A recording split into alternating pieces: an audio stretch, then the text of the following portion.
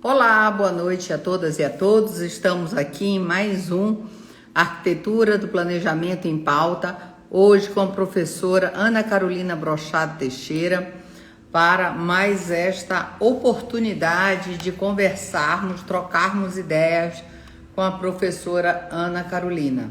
Vamos aguardar aqui. Estamos vendo o Glaucio, a professora Ana Carolina já entrou, Lúcia. Aceitar aqui, ó.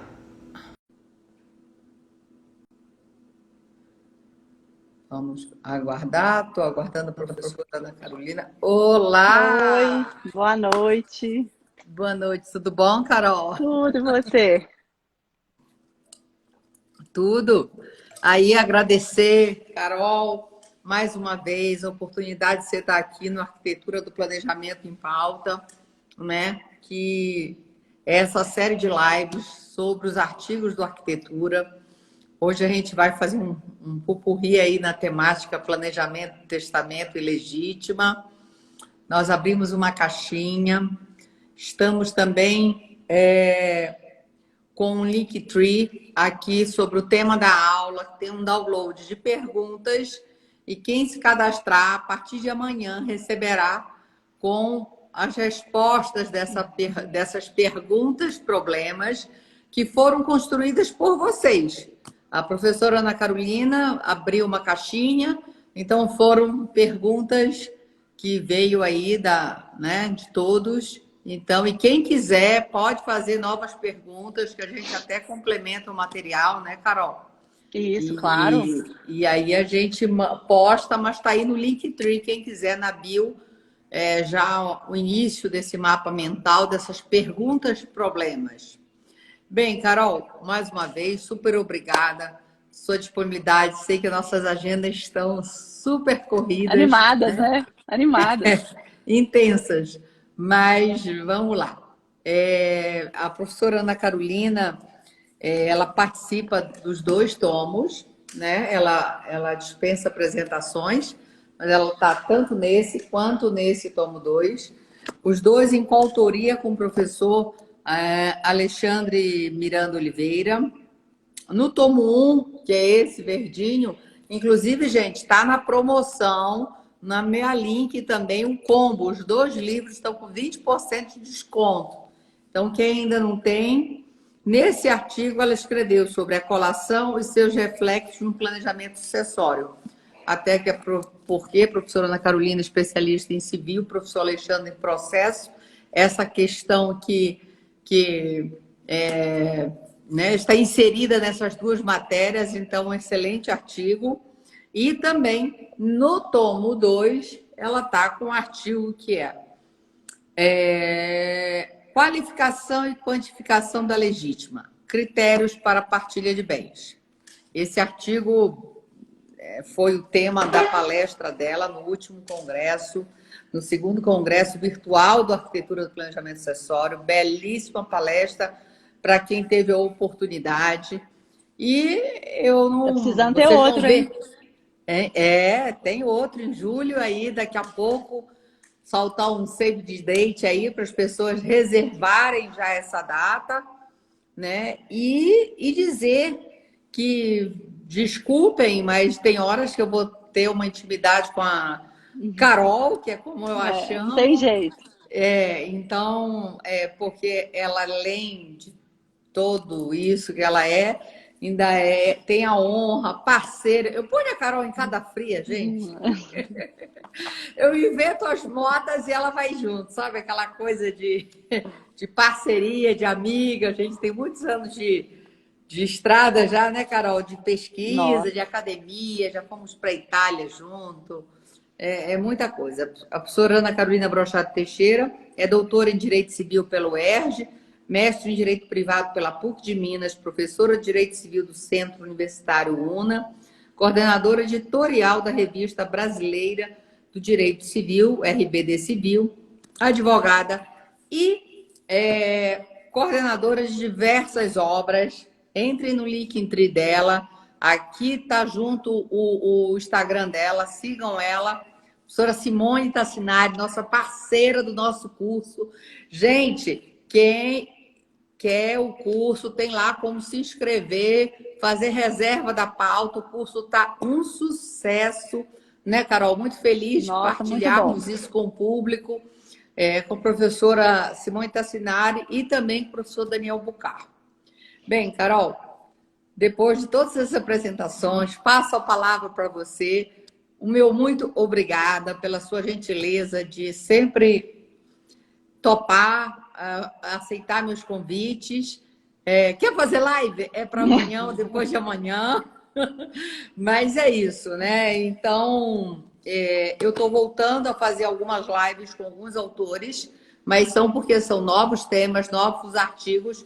E como a temática da Carol, esse último artigo é qualificação e quantificação da legítima, tem tudo a ver com planejamento, testamento e legítima, né, Carol? A gente abriu a caixinha de perguntas, que teve várias perguntas, né?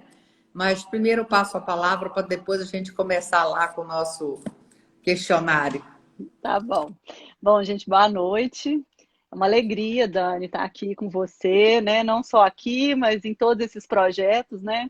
Eu falo que é muito bom a gente ter projeto com quem a gente gosta, porque fica, não vira dever, é prazer, né? Alegria, poder, né, fazer, construir tantas coisas em comum, assim, com você. Dar boa noite para tanta gente que está aqui, gente querida, a Natália, o João, a Simone. Temos aqui alguns alunos do nosso curso, então também assim é uma alegria poder estar aqui junto, compartilhando, né, gente, assim, algumas inquietações, né, do direito das sucessões que realmente tem despertado um interesse muito grande, né, cada vez mais. Eu falo que a expansão, né, dos espaços de autonomia, essa convivência, né, do princípio da solidariedade com o princípio da autonomia, eu acho que isso tem aberto novas frentes de trabalho para nós, advogados, e eu acho que isso tem chamado muita atenção das pessoas, né, também para uma conscientização maior do que podemos fazer com os nossos bens, como podemos auxiliar os nossos herdeiros na maior medida possível, em vida, pós-morte. Então, assim, eu acho que isso é muito interessante. Né, não é à toa que nós estamos aí juntas, né, junto com o Daniel e a Simone também nesse curso, para podermos pensar nisso. E o curso é tão bom mesmo, porque eu também estou aprendendo demais, né? Tirando as aulas que eu dou, as outras eu estou amando assistir e curtir. Muito bom, estou adorando. Não, eu também, eu acho que esse foi um despertar do curso trouxe para nós, né? Claro. Essa questão de, né, estarmos sempre nos aperfeiçoando, buscando mais para darmos mais, compartilharmos mais. E essa série de lives é bem isso, né? Esse material que a gente possa ter didático, né? No sentido de estar organizando e acessível a todos. Lembrando que esta live fica aqui no IGTV e também no meu canal de YouTube, Daniele Chaves Teixeira, meu nome por extenso. E lembrando que já tem um mapa mental, se as pessoas quiserem acompanhar as perguntas que foram elaboradas, está já no link aqui do tema da aula, Planejamento, Testamento e Legítima. E até amanhã recebem com as respostas, vão ser discutidas aqui nessa live, né, Carol? Com certeza. Bem, Tentar diminuir o tempo, né? Ultimamente a gente está assim, a gente não pode, às vezes, gastar um tempo assistindo a live de 1 hora, mas a gente vai lá no Linktree ver as respostas já né? vê, exatamente, com certeza. E vai O ponto estruturando as chegando. ideias e assim por diante. Bem, a primeira pergunta é: todo planejamento tem que ter testamento, Carol? Não, né? Não tem, não. Muitos, inclusive, assim, quando a gente lança a mão de planejamento conjugado, né, com questões societárias, às vezes não tem o testamento, né? E eu acho que, assim, quando, há muito tempo atrás, que eu comecei a estudar esse tema do planejamento e a colocar em prática no escritório com os clientes, a gente tem, né, parte de uma ideia de que planejamento pressupõe o testamento, né? Assim, porque o testamento é um instrumento, vamos chamar clássico, né, do planejamento sucessório. O instrumento, o testamento, as doações, etc.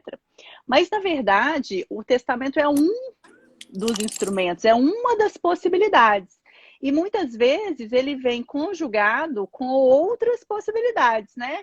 Então vem o testamento conjugado com uma holding, eventualmente, com uma doação, eventualmente, né? Então eu posso ter o testamento como um instrumento único, claro, né? Mas eu posso vir a depender da complexidade do planejamento, o testamento ele é uma das peças, né, para compor esse planejamento.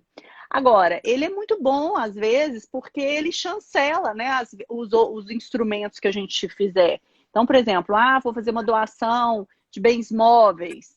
Não dispensei da colação. Eu posso ter sempre o testamento como essa via de alternativa, né, para corroborar, ou para chancelar, ou para sedimentar o planejamento que houve. É sempre uma possibilidade. E a gente também tem na cabeça que o testamento ele é assim, eu vou deixar, é para deixar um bem para Beltrano, um bem para fulano. Sim, né? Mas o testamento a gente não explora todas as possibilidades do testamento, né? No sentido assim de inclusive fazer uma distribuição mesmo de todo o patrimônio, inclusive da legítima, para os herdeiros de uma forma que haja uma adequação maior entre patrimônio e necessidade de cada um dos herdeiros, né? Então, acho que assim, isso se insere no âmbito de uma amplitude maior do testamento, para uma expansão das suas funções, vamos chamar assim, exatamente para essa finalidade de que possamos aí dar mais vida, vamos chamar assim, né, ao testamento. Não, com certeza. Dentro da sua, né, você foi falando, foi me remetendo a algumas ideias que eu vou dividir aqui com você. Primeiro, eu acho que as pessoas fazem confusão que testamento, lógico, é dentro da sucessão testamentária, mas ele pode, exatamente como você disse, e o planejamento, ele não é só restrito, planejamento sucessório, ele não é só restrito à sucessão testamentária, né? Lógico que ali você tem a liberdade, a liberalidade de dispor da forma que lhe né, conver, da sua vontade, da sua autonomia. Mas planejamento, exatamente como você disse, você pode utilizar o testamento respeitando a legítima, quando for caso de ter herdeiros necessários, de se respeitar. E você trabalha, inclusive, nesse artigo de qualificação e quantificação, dessa questão da qualificação do patrimônio, da função também do próprio patrimônio, né?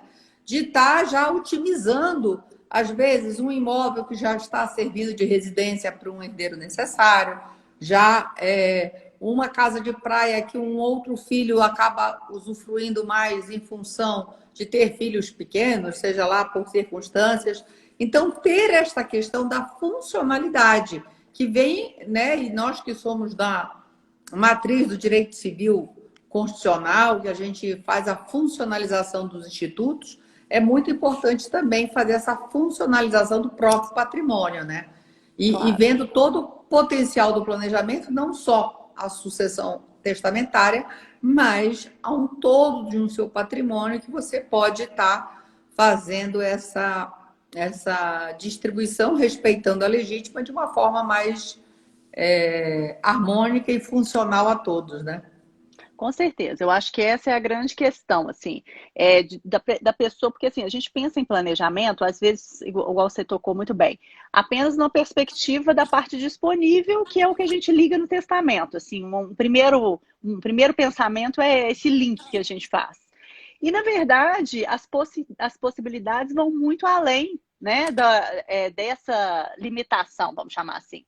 Eu posso estabelecer a partilha, inclusive da legítima, e eu acho que isso é um ponto muito importante para a gente poder explorar, exatamente porque dá para o titular do patrimônio, que eu vou chamar aqui de planejador, uma tranquilidade muito maior, ou seja, de que o patrimônio que ele trabalhou uma vida inteira para adquirir, para comprar, etc., esse patrimônio ele será explorado, né? Com todas as suas possibilidades. Ou seja, ele vai ser usado pelos herdeiros em toda a sua potencialidade. E aí, isso, eu acho que ninguém melhor que a gente, os advogados, que, querendo ou não, a gente tem mais tempo, né, para ouvir o cliente. Eu acho que isso é fundamental no planejamento, né, ter uma escuta ativa, ouvir o cliente, ouvir as preocupações dele, ouvir as necessidades dele, do que, por exemplo, numa partilha judicial, né? Porque ali é tudo muito rápido. A análise é uma análise, muitas vezes, quantitativa. E eu acho que o que o planejamento proporciona para as pessoas é que o seu patrimônio também seja visto sob um viés qualitativo, né? Porque pensar numa função social do patrimônio, né, desses bens, sob a perspectiva do direito das sucessões, eu acho que é exatamente ligar análise quantitativa com análise qualitativa. Então, talvez será que, assim, como o exemplo que você deu, né, a casa de praia, para um filho que detesta praia, por exemplo, que mora, uma pessoa super urbana, que tem né, um perfil diferente, talvez não tenha a mesma potencialidade de uso, de utilização, etc., do que o outro, como você falou, que tem filhos pequenos, né? Então, assim, a gente poder fazer essa ligação entre bens, quantidade e qualidade, e herdeiros, necessidade, peculiaridades, eu acho que isso é muito bom. E de um testamento, né? Parte de um momento da sucessão testamentária, ou doações que eu possa fazer em vida, etc. Mas, assim, fundamentalmente, o testamento, ele cabe esse tipo de situação. Né? O testamento, ele acolhe esse tipo de situação, inclusive de partilha da legítima. E aí, embora o 2017 fale expressamente na partilha sobre a perspectiva da quantidade, qualidade, valor, né? E o artigo 653 do Código de Processo Civil também, eu acho que nós não nos atentamos tanto para isso na prática, né? E aí eu acho que, assim, no momento que estamos lá no inventário, trabalhando, lutando com prazo para pagar o ITCD e etc., às vezes a gente não se atenta para isso. E é importante se atentar, tanto na perspectiva lá desse momento da partilha judicial ou extrajudicial no cartório, e aí eu acho que, assim, fundamentalmente, no momento do planejamento. Porque no momento do planejamento é aquele momento que a gente tem mais tempo, que a gente vai ouvir as necessidades das pessoas, e a gente pode ligar uma coisa à outra. Sem contar aí os aspectos existenciais, né, Dani, que o testamento também pode É isso abranger, que que eu foi, ia inclusive, fazer. texto da Ana Luísa, né, no livro do Arquiteturas. Pode E falar, então. assim, eu acho que é importante salientar para as pessoas que o testamento, eu acho que duas coisas que, por mais que a gente, né, fale que as pessoas precisam, eu acho que desmistificar de fazer uma consulta. Sair tão mais barato fazer uma consulta, ter algumas informações preliminares para você ter segurança, seja de um regime de bens, seja sobre a orientação de um testamento. Hoje mesmo estava me perguntando, você acha que é o caso de eu fazer o testamento? Eu falei, depende, depende do que você quer. Se você quer fazer alguma disposição específica para alguém, é só porque eu acho que primeiro partir. A sucessão legítima já é um planejamento por si só que é o Estado que faz, ele te Sim. determina. Você, se nada fizer, você já tem um planejamento que é a sucessão legítima imposta pelo Estado. Você, cada vez mais, as peculiaridades da sociedade faz, às vezes, termos que fazer escolhas e opções, alternativas, estratégias, né? E o planejamento nada mais é do que isso, essa gestão, planejar esse patrimônio com essa transmissão de bens visando a morte. Mas é muito importante dizer que de 2002 para cá, né, Carol? Até então, o testamento só realmente continha um cunho patrimonialista, só patrimônio, só podia se dispor do patrimônio. De 2002 para cá, teve essa chancela e dizer que o testamento ele tem um leque de possibilidades instrumental muito grande, né? Inclusive para essa questão existencial, às vezes de tutela, já que nós não temos no Brasil um instituto como a Fidúcia, como a Alemanha, a França, como a Argentina tem, não temos um trust, que é um instrumento de origem anglo-saxão. Então, por exemplo, para lidar com, às vezes, pessoas deficientes ou vulneráveis, é o testamento que você vai estar utilizando para determinar um patrimônio. Lógico que você também pode fazer uma aplicação de uma previdência, mas um outro cunho que eu acho importante é a segurança jurídica que um testamento traz, porque ele dá um reforço realmente, a clareza do que era a intenção ou a vontade ou que foi ali determinado pelo planejador, né? Como você utilizou essa nomenclatura. Gostei, hein? Vou importar a sua, mas pode dizer que eu dou os devidos créditos a eles, tá? Bem, acho que deu já para a gente dar um panorama sobre essa importância. Lembrando que essa live é em cima de perguntas que foram feitas. A professora Ana Carolina Brochado abriu uma caixinha de perguntas e em cima dela nós estamos criando essa live, tentando responder. E o material, quem quiser, vai estar no link da bio, o tema da live, e vai estar com um cadastro que até amanhã está sendo, até agora está só as perguntas, mas amanhã estarão com as respostas. Ai, eu fiz um... Espera aí que mexi aqui no computador. Uma outra pergunta foi: há uma estimativa de custo para o planejamento sucessório? Isso também uma pergunta que sempre as pessoas acham que, às vezes, planejamento é um produto, às vezes, muito caro e muito distante de nós, de todos nós que compomos a sociedade. E eu acho que é importante eu acho que a proposta dessa série de lives, que é, né, o Arquitetura do Planejamento em Pauta, é isso, é desconstruir o planejamento, mostrar que ele é muito mais próximo de nós, que ele envolve tantos assuntos que permeiam a nossa vida, né? E aí, te refazendo a pergunta, há alguma estimativa de custo para o planejamento sucessório? Eu vou te sugerir fazer uma live só sobre isso, né? Porque a gente vai ficar aqui até amanhã falando sobre esse tema, né? Mas é só as premissas, Não, no caso claro, com de dizer, como certeza. eu falei, que isso não é só para quem tem uma grande patrimônio, uma Não, grande riqueza, né? de E jeito essa nenhum. organização patrimonial, às vezes, é só para quem tem uma casa, uma sala de aluguel, né? Sim, Um com carro, um certeza. seguro de vida, às vezes orientar É exatamente claro, isso. claro.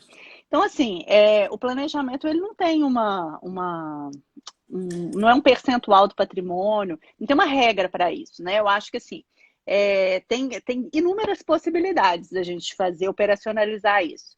Então, vai depender o custo muito do trabalho, né? Da complexidade do patrimônio. Então, às vezes, é fazer um testamento só, às vezes é fazer uma doação, às vezes é uma consulta que que a pessoa vai pagar com você, porque você vai sugerir, por exemplo, aplicar um dinheiro na previdência privada, ou fazer um seguro. Então, assim, depende muito da situação. Então, a princípio, a grande questão eu acho que você receber o cliente para você fazer um diagnóstico. Se você já consegue fazer esse diagnóstico do trabalho que você vai ter, dos instrumentos melhores para esse caso, eu acho que ali você já vai poder fazer uma proposta para o cliente. Mas tem casos que a situação é tão complexa que você precisa de estudar o patrimônio e levantar possibilidades. E aí, nesse estudo do patrimônio, eu já acho que que aqui é um trabalho já, né?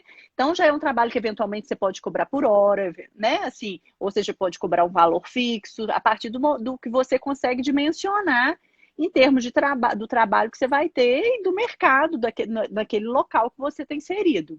E aí, a execução do planejamento, desse planejamento mais complexo, aí eu acho que também aí é outro trabalho, né? Se vai ser a construção de uma holding, se vai ser um testamento, se vão ser vários instrumentos juntos, porque assim, quando é um planejamento mais complexo, eu acho que a gente tem que estabelecer ali para o cliente, numa primeira alternativa, numa primeira fase, vamos chamar assim, possibilidades. E a partir daquelas possibilidades que você vai definir junto com o cliente, você vai fazer a sua proposta de honorários para essa segunda fase, né? Então, eu acho que, assim, é possível cobrar um valor fechado. Pelo menos aqui em Minas, as pessoas não têm gostado muito de trabalhar com percentual mais, né? Embora a tabela da OAB, por exemplo, para inventário fale em 6%, Aqui, pelo menos, as pessoas preferem um valor fechado ou preferem um trabalho por hora. Então, assim, eu acho que é uma realidade do mercado que está se modificando por aqui. Imagino que isso não seja só aqui, né? Seja em outras partes do país também. Não, com E aí, certeza. Eu acho que, como você falou, como você pode dividir as etapas de um planejamento, e mesmo na parte da execução, que seria essa segunda etapa, ela é constituída de. Você pode fazer um cronograma, vamos priorizar sim, isso, a segunda parte isso, terceira ali, né? Mas é muito importante também estar tendo essa avaliação, dependendo da complexidade do patrimônio, essa primeira análise que você vai precisar levantar o patrimônio do cliente, não só qualificação, mas de quantificação desse patrimônio, quer dizer, de que forma é constituído esse patrimônio, não só a grandeza dele, a vontade do autor da herança, né? Quer dizer, realmente daquele titular, quais são, se ele tem alguma peculiaridades a priorizar, a botar dentro ali daquela disponível, e também a qualificação, que é essencial, que as pessoas às vezes esquecem. Quando eu falo até de uma consulta, deixar bem claro, pessoas, não se faz um planejamento com uma consulta, muito mais do que isso.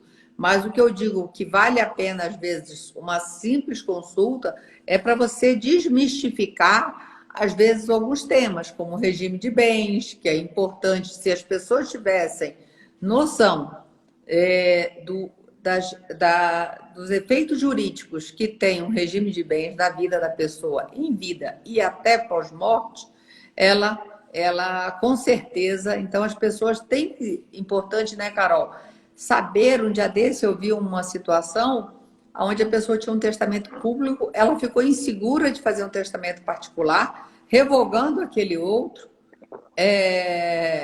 porque as pessoas têm muito essa questão do cunho do judiciário, do registro, vem muito do nossa tradição, vamos supor, eu acho até o direito imobiliário, vamos dizer assim, essa questão, ele tem essa natureza muito registral, né, de registro do RGI.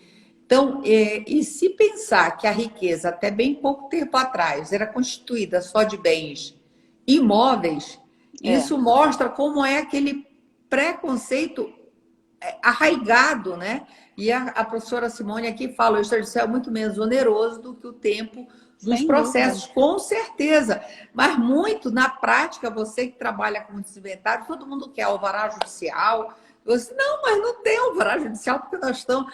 mas, quer dizer, enquanto não sai, às vezes, a escritura daquele inventário extrajudicial, a gente sabe que fica essa insegurança, porque as pessoas parecem que têm a ânsia de buscar isso.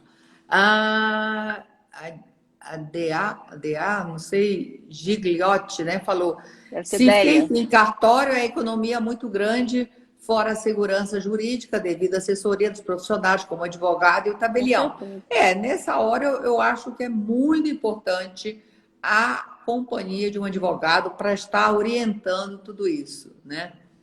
Assisti a sua palestra no IBDFAN e amei. Te admiro muito como professor. Muito obrigada. Bem, vamos seguir para outra pergunta. É possível clausular a legítima? Pois é. É, né? É possível clausular legítimo. Então, assim, aqui é só para a gente fazer uma separação aqui, que é a separação que a lei faz, né? Então, os bens que são objeto do testamento em relação à parte disponível, ó, tá uma live familiar aqui, a Natália É, Patrícia, ó. Direito de família, né? Então, o é, que que acontece? Quando a gente divide a parte disponível da parte da legítima, na parte disponível é o terreno da autonomia privada. Então, eu posso clausular, e essa vontade de clausular está muito ligada à autonomia do testador, né? Então, eu não preciso justificar, pensar, ou seja, se eu quero clausular uma incomunicabilidade para um filho, eu não preciso de justificar por que eu estou fazendo isso, está muito ligada à minha vontade, né? Mas no caso da legítima, o fundamento da própria sucessão legítima é a solidariedade familiar, né? É uma preocupação muito mais voltada para os herdeiros do que com a vontade do testador. Então, nesse aspecto da legítima, ou seja, se eu posso clausular a legítima, o que nós vemos é o seguinte, que posso, mas eu preciso de justificar as razões pelas quais eu estou restringindo a propriedade dos bens que estão ali destinados aos herdeiros na legítima. É o que diz o artigo 1848. Então, ele fala, para que haja cláusulas, né, restritivas da propriedade na parte da legítima, é necessário que haja uma justa causa. E a justa causa é que virou um tema de debates infindáveis, né, a respeito de, olha, o que é justa causa? Ah, é porque eu não gosto do meu genro, não gosto da minha... Não, isso não tem nada de justa causa, né? A justa causa é uma justificativa que está na proteção do herdeiro, né? Então, por exemplo, se eu tenho um filho pródigo, se justifica eventualmente uma cláusula de inalienabilidade, né? Então, se eu tenho um filho que vai ser o meu herdeiro necessário, que vai receber de mim, né? Que tem um marido pródigo, casado no regime de comunhão universal de bens, né? Foi, inclusive, curatelado por esse motivo, justifica-se a cláusula de incomunicabilidade nos bens da legítima. Então, essa justa causa, ela é uma causa que está muito ligada à proteção do herdeiro e não à vontade do testador. Então, assim, respondendo de uma forma mais objetiva, é possível clausular a legítima? Sim, desde que essa cláusula, essa restrição de propriedade, venha junto com um argumento que se preocupe com a proteção dos herdeiros e não com a vontade do testador.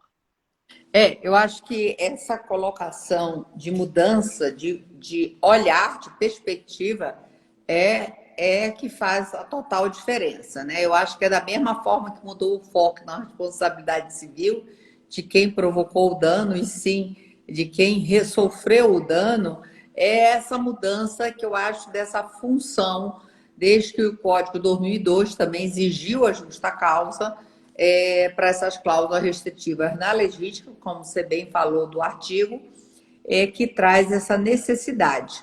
Tem mais duas perguntas ligadas à cláusula que eu vou fazer em seguida, mas eu queria só fazer uma explanação que o professor Marcelo Truzzi, né, que tem uma tese de doutorado sobre as cláusulas restritivas e tem um artigo também aqui no tomo 2, que é as cláusulas restritivas de propriedade como instrumento de planejamento sucessório, e ele fala dessa justa causa não só ser...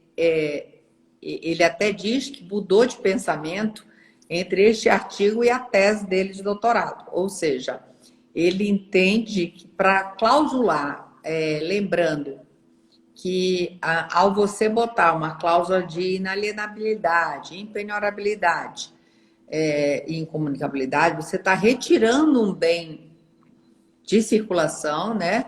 Da riqueza de circular, você está retirando, e muitas vezes ele diz que para algumas áreas chegaria a ser inviabilizar a atividade financeira. Aí ele dá exemplo do agronegócio, que um dos maiores, né, as taxas que você trabalha de agronegócio são específicas da área, e com isso é o que você precisa para poder operacionalizar. Estamos falando agronegócio, tanto a pecuária quanto a parte de agricultura, né? E que, se você não pode empenhorar, você às vezes inviabiliza. Não é nem a questão dar como garantia, né? Você não pode dar como garantia. Mas é a questão de você não poder empenhorar, de limitar a atividade daquela atividade financeira daquela área específica, né?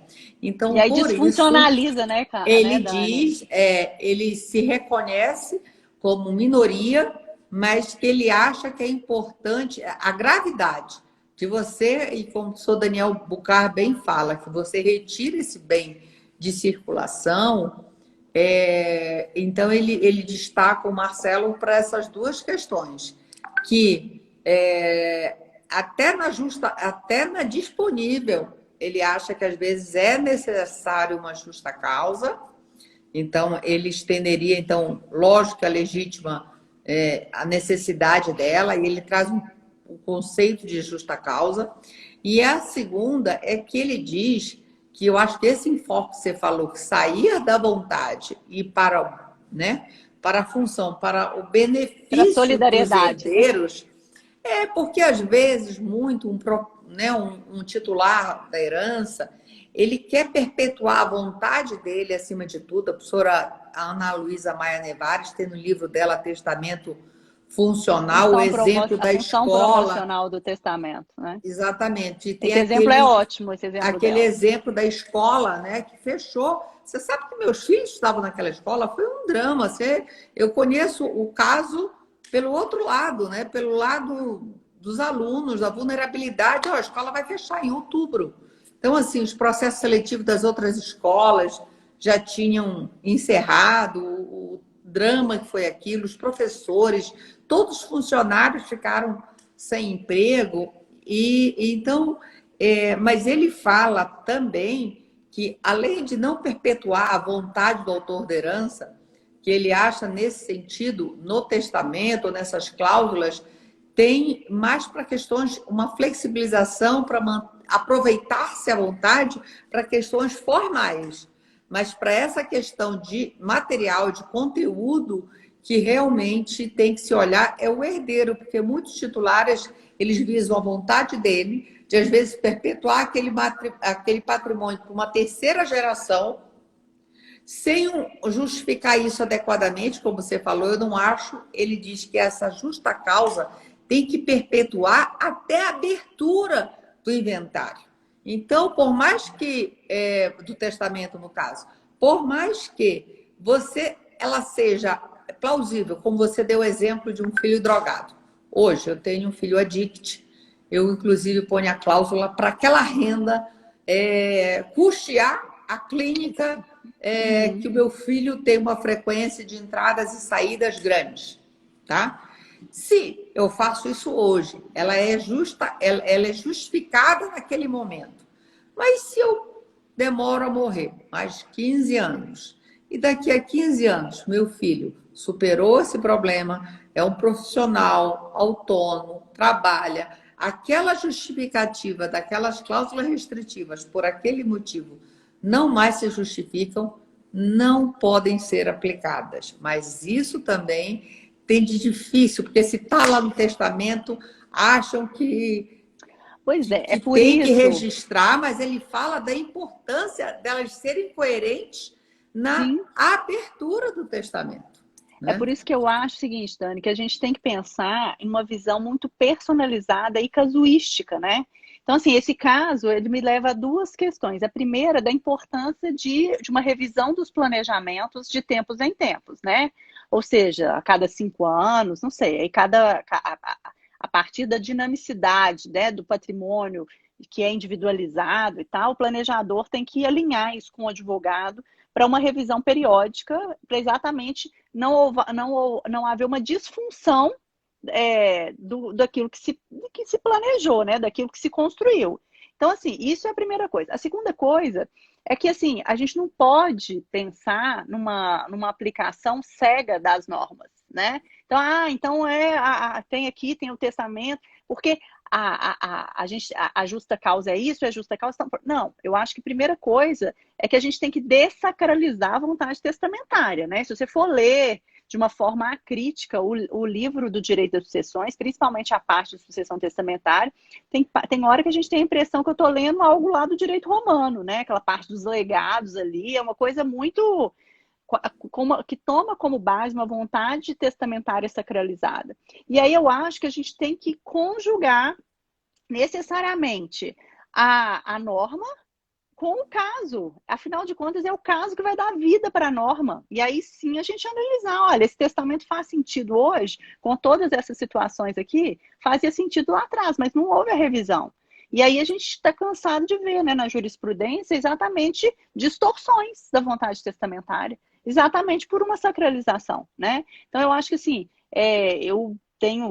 fico muito feliz, assim, porque o direito das sucessões ele está sendo oxigenado, né? A gente precisa realmente de pensar sobre essas perspectivas, ou seja, a lei faz sentido, lógico, não queremos aqui nos furtar do cumprimento dela, muito antes pelo contrário, mas quer dizer, como a gente falou lá naquele livro, Renato, o direito de família entre a norma e a realidade, é isso aqui, o direito das sucessões entre a norma e a realidade, né? Ou seja, é preciso estabelecer um diálogo entre todos esses critérios aí, né?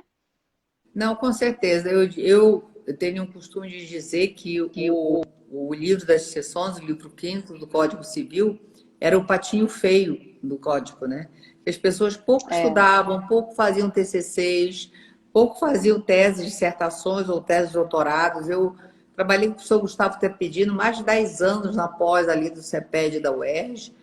E após ali tinha uma peculiaridade que tem que ter banca para pós lá do censo, com 2 professores. Eu, como coordenadora durante 10 anos, eu participei de muitas bancas, né? E eu fechava as turmas, eu via os temas. Olha, eu acho que em 10 anos não teve 10 temas de sucessões. E hoje, graças a essas transformações, as demandas da sociedade, está mudando isso. Eu digo que o Patinho Feio se tornou um grande cisne, as pesquisas nessas áreas têm aumentado muito, os artigos, o interesse, né? E principalmente por, eu acho, 2 grandes transformações. A das famílias, né, que deixou de ser só aquela família legal e várias formas de entidades familiares, como também a questão do patrimônio, né, que mudou, deixou muito de ser só constituída de bens imóveis, né, para bens móveis, e agora os bens digitais. Aproveito para avisar que a professora Ana Carolina Brochado Teixeira, junto com a professora Lívia Leal, estão coordenando uma obra. Tem previsão de lançamento, Carol? Vai ser agora em junho. Em junho, um livro maravilhoso sobre a temática, já indico. Entre no link aí da professora, no Instagram da professora Ana Carolina, tem várias obras que ela coordena, que quando vocês virem esse nome, está ligado à qualidade, ao material sempre de uma pesquisadora, de uma advogada, de uma profissional ímpar. Não, eu tenho muita segurança de falar, é bom fazer divulgação de pessoas que têm conteúdo, aí é outro esquema. Bem, teve 2 outras perguntas que eu acho que nós já discutimos aqui, mas só para demonstrar que foram trabalhadas. Uma era, se o falecido deixou o testamento com cláusula restritiva, como questionar a justa causa? Na verdade, nós falamos da importância, mas eu posso depois te jogar como fazer esse questionamento da justa causa. E uma outra que trata da cláusula de inalienabilidade, fala: um bem com cláusula de inalienabilidade pode ser deixado em testamento? Essa nós já respondemos, dissemos que sim, que pode, e aí dependendo se vai ser da parte da disponível ou da legítima. A Simone concorda também com o quê? Trabalhar com qualidade é fácil fazer propaganda, né? Eu imagino que seja isso. Bem, então, Carol, sobre questionar a justa causa, como operacionalizar... Como fazer isso, né? Sim. No inventário, é muito difícil, eu acho, fazer isso, porque o inventário ele tem uma limitação muito rígida, né? Que já era estabelecido pelo Código de Processo Civil anterior e foi renovada por esse Código de Processo Civil. Então, assim, a princípio, eu não posso tratar de dilação probatória, né? E quando a gente vai questionar a justa causa, eu vou questionar tanto a existência quanto o cabimento dessa justa causa do testamento. Então, na verdade, é necessário uma ação própria, né? Ordinária, para que haja dilação probatória nesse sentido e, obviamente, avisando lá no inventário que isso existe, ou para suspender o inventário, aí o juiz vai definir se vai suspender o inventário até o deslinde daquela ação, ou vai, por exemplo, já distribuir a parte disponível, se a questão toda da controvérsia é da parte da legítima, aí vai depender muito do caso. Mas eu entendo que é necessário uma ação própria para tratar dessa questão, porque demanda dilação probatória. Exatamente. Bem, então a gente já falou dessa parte de cláusulas, vamos partir para um teste de paternidade positivo pode interferir na legítima? Diretamente, né? Diretamente. Então, assim, o que acontece? Vamos pensar, então, antes da pessoa falecer, né? Vamos pensar nos dois cenários. Antes da pessoa falecer, sem dúvida, porque eu estou partindo do pressuposto que existe um teste de paternidade positivo que vai estar no meio de uma ação de investigação de paternidade ou vai seguir a ela uma investigação de paternidade ou um reconhecimento de paternidade. Então, o fato de ter um filho a mais, né, ou um filho, isso muda a distribuição da herança no que se refere à legítima. E muda também, inclusive, no que se refere à sucessão testamentária.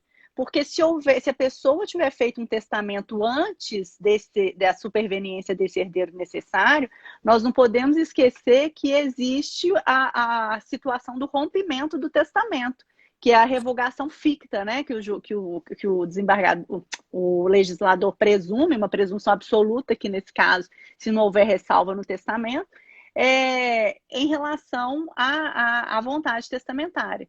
Então, interfere na legítima, interfere na sucessão testamentária. Então, assim, o fato de ter um filho novo é um fato novo a justificar uma revisão do planejamento sucessório, né? Para rever, olha, eu tenho um filho agora, então nada disso que eu fiz eu quero mais, ou então eu quero, um filho de outro relacionamento, eu quero evitar o condomínio.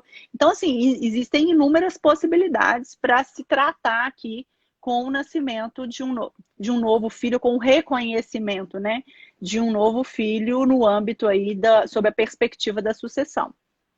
Eu acho importante destacar aqui, né, Carol, que essa necessidade se faz por algumas variáveis, né? Entre elas, exatamente, a mudança da qualificação dessa pessoa, né? Aumentando o número de herdeiros, ou falecimento, quer dizer, seja com um reconhecimento ou nascimento ou até um falecimento de um herdeiro, mas aí entra os sucessores deles, se tiver.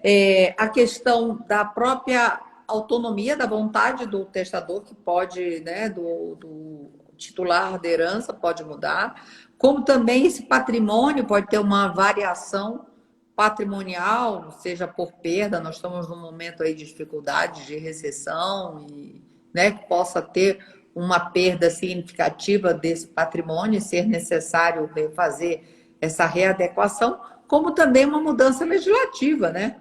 Que Sim. Pode ocorrer, igual ocorreu em 2012, onde se tornou o herdeiro, o cônjuge herdeiro necessário, de repente tem um projeto de lei lá do BDFAM que seja para retirar isso, quer dizer, mudando ou uma questão da possibilidade de um 426, que hoje ainda se entende majoritariamente pela nulidade desses pactos sucessórios.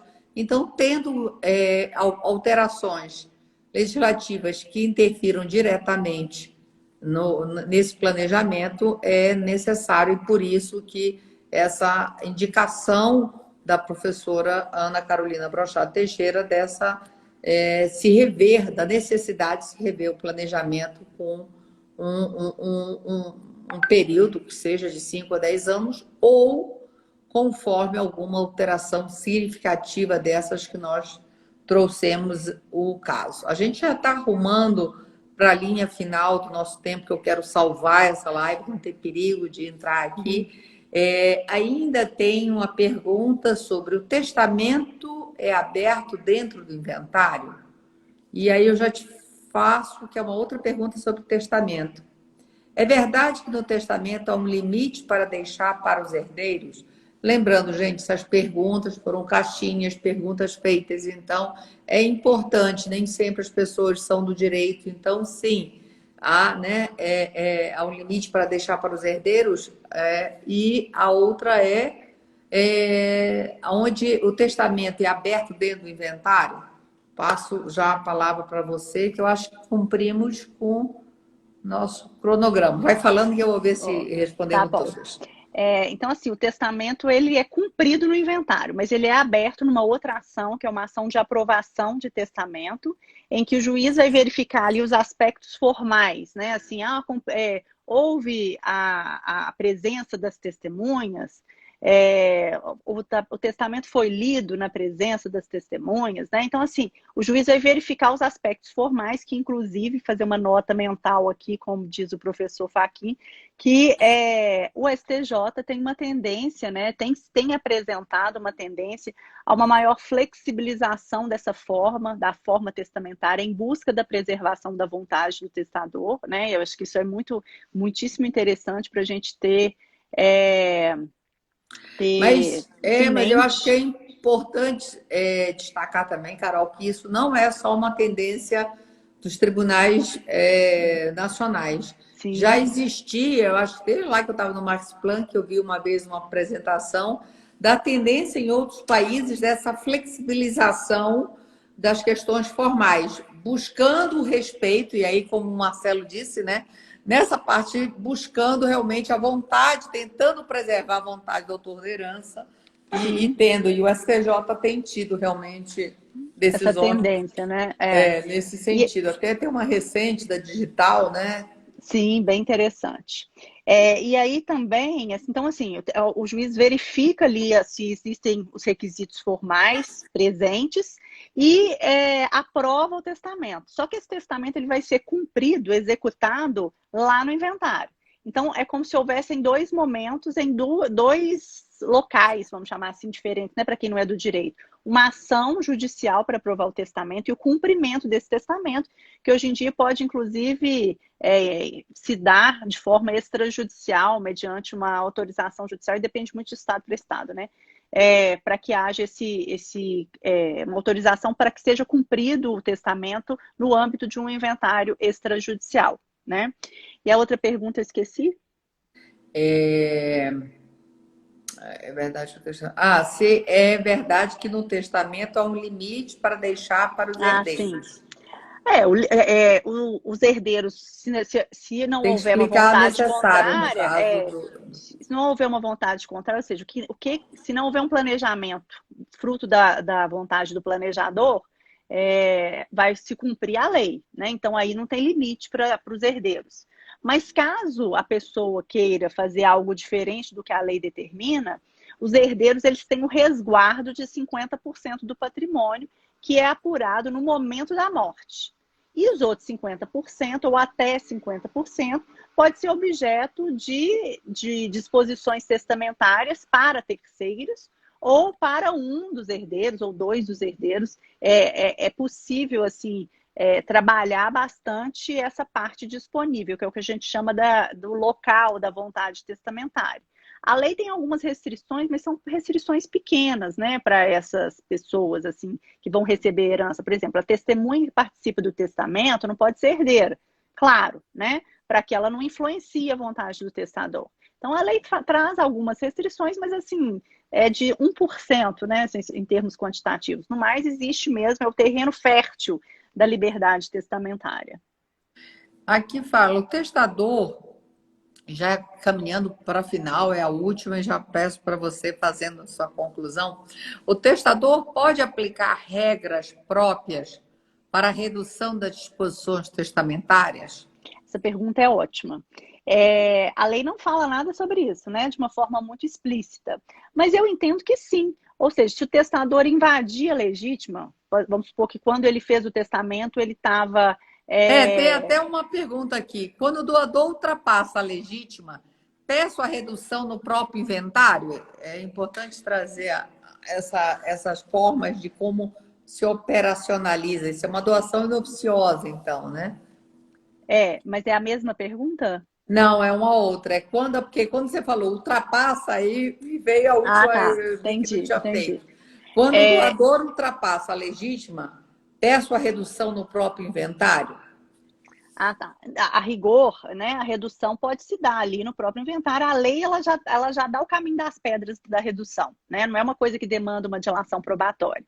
Mas eu entendo que é possível o testador indicar no testamento, caso haja esse excesso, porque a pessoa faz o testamento com aquela realidade patrimonial. Mas como a Dani disse, a vida é muito dinâmica, né? O patrimônio pode diminuir, eventualmente pode aumentar, mas pode diminuir. Se o patrimônio diminuir, porque a gente só vai apurar isso no momento da morte, o testamento pode exceder esses 50% que ele poderia versar em termos assim de direcionar para terceiros. E aí, nesse caso, o que acontece? O testador ele pode falar, olha, caso ultrapasse a legítima, eu gostaria que a redução fosse feita dessa e dessa forma. Eu achei muito legal essa pergunta, inclusive. Então, já me encaminhando para o final, né?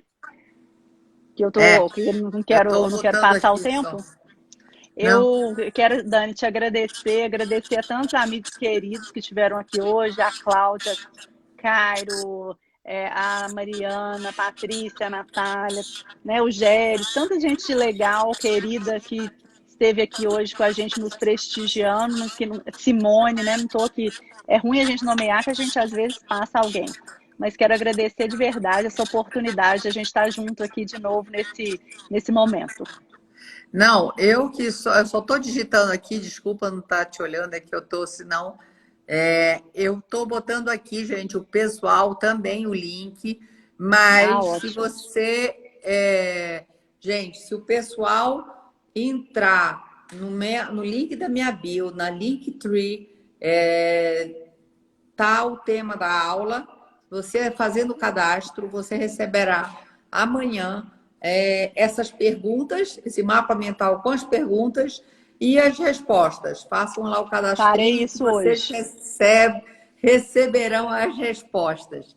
Gente, Carol, muitíssimo obrigada a todos os amigos, a Cláudia, tantos aí que passaram, Simone, amiga, parceira, companheira aí de curso, junto com o Daniel.